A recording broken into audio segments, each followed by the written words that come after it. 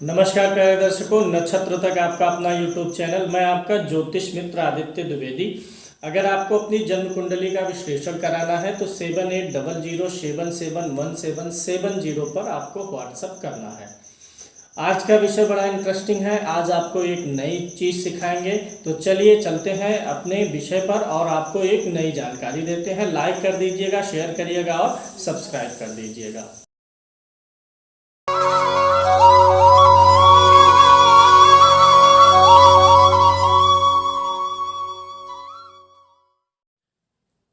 तो आज मैं आपको ज्योतिष रत्नाकर नाम का एक ग्रंथ है, ज्योतिष रत्नाकर, इस ग्रंथ के एक अद्भुत सूत्र के बारे में आपको बताने वाला हूँ। इस ग्रंथ में धन योगों की श्रृंखला में एक जगह पर विस्तार से बताया गया है कि व्यक्ति हजारपति, लखपति, करोड़पति क्या होगा। इसी सूत्र को मैं समझा रहा हूँ। पहले मैं आपको कैलकुलेशन करना बता दूँ, उसके बाद मैं आपको इसका रिजल्ट इसी ज्योतिष रत्नाकर नामक ग्रंथ से बताऊंगा। सबसे पहले मैं आपको कैलकुलेशन बता रहा हूँ। कॉपी पेन ले लीजिए और अपनी लग्न कुंडली सामने रख लीजिए। चलिए शुरू करेंगे। कुंडली में हजारपति, लखपति, करोड़पति होने के सरल सूत्र को जानिए। कैसे निकालेंगे? लग्न कुंडली सामने होनी चाहिए। लग्न कुंडली में जो ऊपर का चतुर्भुज होता है, यह पहला घर है। This is the first house of horoscope. पहले स्थान का महत्व है इसमें। पहले स्थान को क्या बोलते हैं? पहले घर को लग्न। और जो चंद्रमा है, चंद्र लग्न, क्योंकि लग्न हमारा शरीर है, चंद्रमा जहाँ होता है वह हमारा मन है। तो इस कैलकुलेशन में शरीर और मन, यही दोनों चीज़ें हमारी धन कमाने में मदद करती हैं। तो क्या करना है आपको? आपको अपनी लग्न कुंडली में पहला घर जो है लग्न लेना है। यहाँ से 9 घर गिनना है। 9 घर गिनना है। 1 2 3 4 5 6 7 8 9। लग्न से 9वां यानी भाग्य भाव में जो गिनती लिखी होगी उसको आपको नोट करना है। 9वें घर में आपके जो गिनती है नोट कर लीजिए। इसी प्रकार से चंद्रमा से फिर 9वां घर गिनिए। चंद्रमा जहाँ कहीं कुंडली में बैठा है वहाँ से 9 घर आपको गिनना है। चंद्रमा जहाँ बैठा है वहाँ से 9 घर गिनिए। यहाँ है इस कुंडली में, उदाहरण कुंडली है, तो यहाँ से 9 गिनेंगे। 1 2 3 4 5 6 7 8 9। 9वां घर चंद्रमा से ये हुआ, यानी लग्न से 5वां घर बना। ऐसे आपकी कुंडली में चंद्रमा जहाँ होगा वहाँ से 9 घर आगे गिन लीजिए और उस घर में जो गिनती लिखी हुई है उसको नोट कर लीजिए। हर एक गिनती का एक स्वामी ग्रह होता है। जैसे यहाँ लग्न से 9वां घर 9 नंबर की गिनती है, तो 9 का स्वामी कौन होता है? गुरु। इसी प्रकार आप जानते हैं 5 नंबर की गिनती का स्वामी कौन होता है? सूर्य।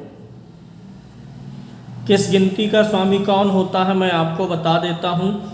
1 नंबर और 8 नंबर की गिनती का स्वामी मंगल है। 5 नंबर की गिनती का स्वामी सूर्य है। 4 नंबर की गिनती का स्वामी चंद्र है। 2 और 7 नंबर की गिनती का स्वामी शुक्र है। 10 और 11 नंबर की गिनती का स्वामी शनि है। 9 और 12 नंबर की गिनती का स्वामी गुरु है। तो इस प्रकार से ये 9 ग्रह हो गए। 7 ही ग्रहों को स्वामित्व प्रदान है, राहु केतु को नहीं है। 1 2 3 4 5 1 2 3 4 5 6 ग्रह हुए, यानी बुध का छोटा है। 3 और 6 नंबर की गिनती का स्वामी कौन होगा? बुध होगा। तो ये आपको जान लेना है कि जो गिनती आई है उसका स्वामी कौन है, नोट कर लीजिए। अब यहाँ पे लग्न से 9 आया गुरु, सूर्य। अब गुरु का आपको कलाएं देखनी है। सबको यही देखना है, अंश नहीं देखना है। जो गुरु आया उसकी आपको इसी सारणी से उठाना है कला। गुरु की कला कितनी होती है? 10। गुरु की कला कितनी हो गई? 10। और सूर्य की कला देखिए कितनी होती है? 30।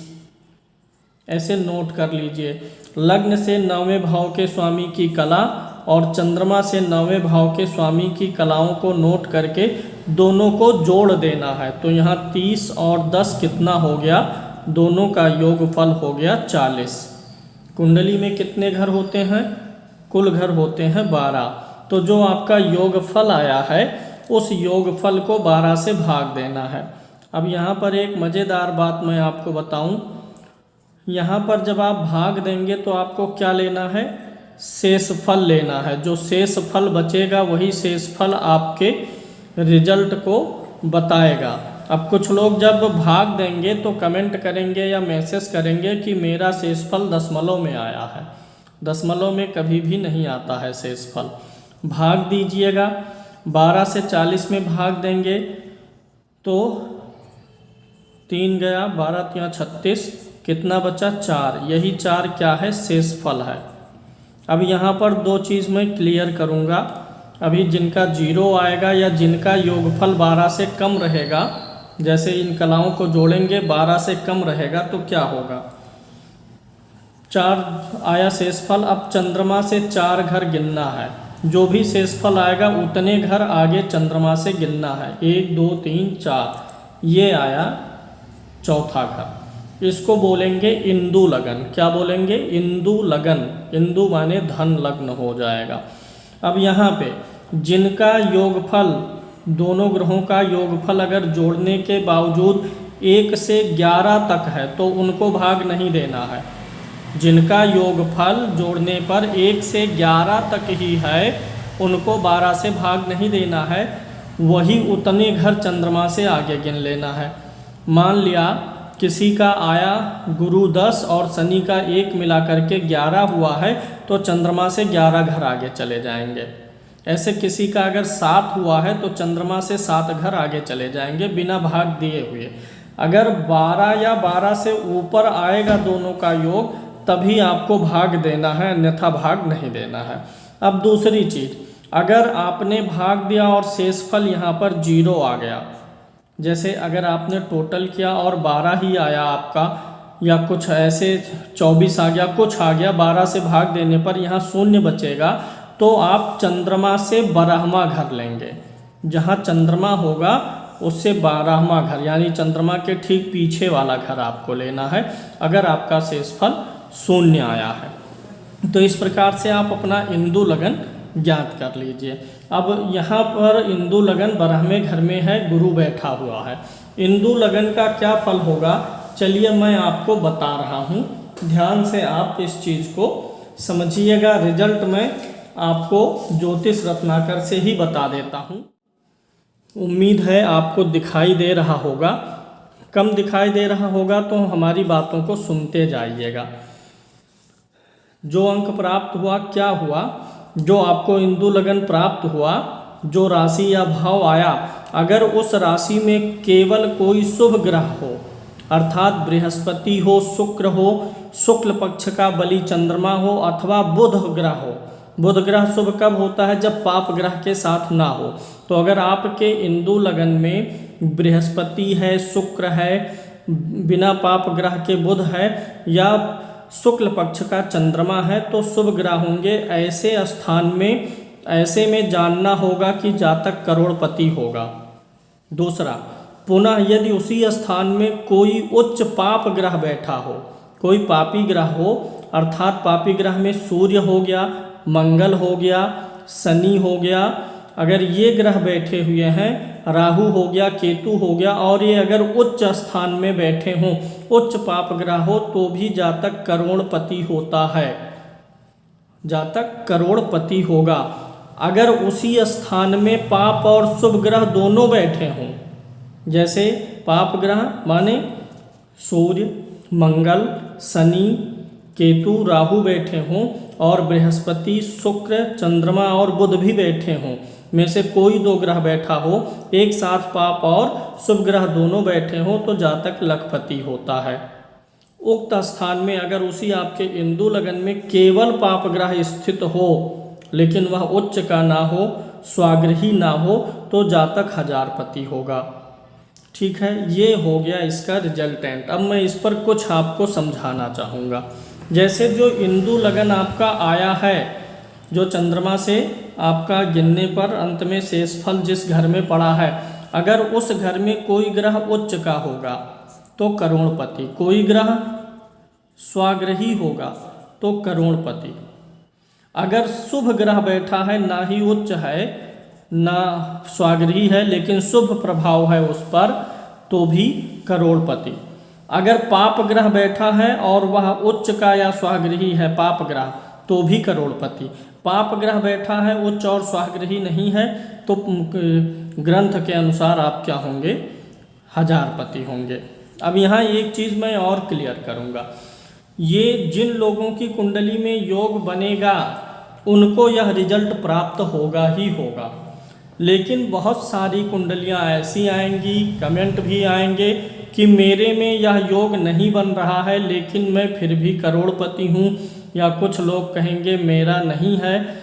जो अगर मान लिया बृहस्पति शुभ ग्रह नहीं है आपके इंदु लगन में, फिर भी करोड़पति हैं, तो यानी आपकी कुंडली में कोई अन्य योग भी है। यह तो सिर्फ एक सूत्र मैं बता रहा हूँ।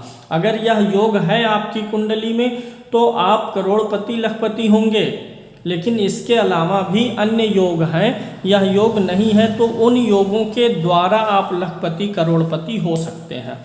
यहाँ पर एक मैं और सलाह दूंगा, आपका जो इंदु लगन निकल के आया हुआ है, जो भी चंद्रमा से शेषफल वाला घर आपने जोड़ा, अगर उस घर में कोई नीच का ग्रह बैठा है, नीच का ग्रह बैठा है, तो उस नीच के ग्रह की वस्तुओं का दान करके, नीच की ग्रह के वस्तुओं का दान करके या जप करवा करके आप अपनी आर्थिक समस्याओं से छुटकारा पा सकते हैं।